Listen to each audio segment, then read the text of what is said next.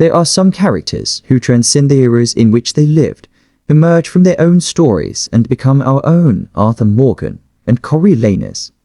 One an outlaw on the American frontier, the other the mightiest warrior in ancient Rome. Two different eras, two different worlds, but the same spirit, the same tragedy. Coriolanus, a war hero who defended the realms of Rome. His pride is what both brings him to the top and pushes him into the abyss. A man who refuses to gain the people's love, for the people want flattery, and he wants truth. Arthur Morgan and Coriolanus. Both were born with power. They were fearless. They were loyal, but most importantly, they were loyal to themselves. That put them out of society. Loyalty can be both a virtue and a curse. Arthur devoted years to Dutch, like Coriolanus, blind loyalty to Rome. But what does loyalty become when it is one-sided? Betrayal. Arthur saw her band rot from within. Coriolanus was driven out by her people, and both were too honorable to say, "I didn't deserve this," for they knew. This world has no mercy on the righteous. Coriolanus was a war hero, but he succumbed to his mother's tears.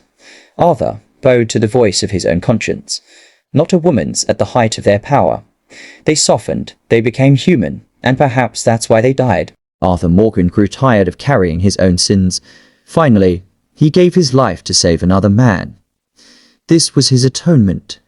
Not death, but purification. Coriolanus showed mercy to her former enemies, and that mercy was her undoing. It was not the sword that killed her, it was the courage to forgive. Arthur Morgan and Coriolanus both tried to be right men in wrong ages, and in this world, being right is not enough. You have to be understood. They were not understood, so they died alone. In the beginning, Arthur is like a leader in the gang. Dutch trusts him. Everyone respects him. He is the backbone of the gang with his physical strength, skills, and charisma. The Roman people declare Coriolanus a hero. He is crowned for his bravery in the Volscian War. Both characters are respected by the people around them, but this power begins to isolate them. He begins to question Dutch's sanity and decisions.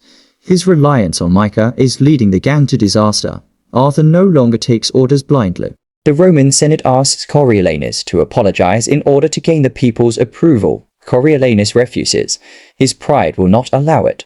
Neither of them obey. They would rather lose their honor than have it trampled upon. Dutch turns on him. He begins to break away from the gang. The family he was loyal to now looks at him as an enemy. The Roman people declare her a traitor, and she is banished from the city by the Senate. Arthur's gang becomes Coriolanus' city, and both are driven out from the place where they fought the most. He learns about his illness. He questions his life. He asks himself if he is a bad man. He weighs his choices, looks back at his past. He cooperates with the Volscs. He plans to attack his own people, but is internally conflicted. The shells of both crack. The man inside is revealed. Proud warriors are replaced by questioning, regretful men. He helps John Marston escape.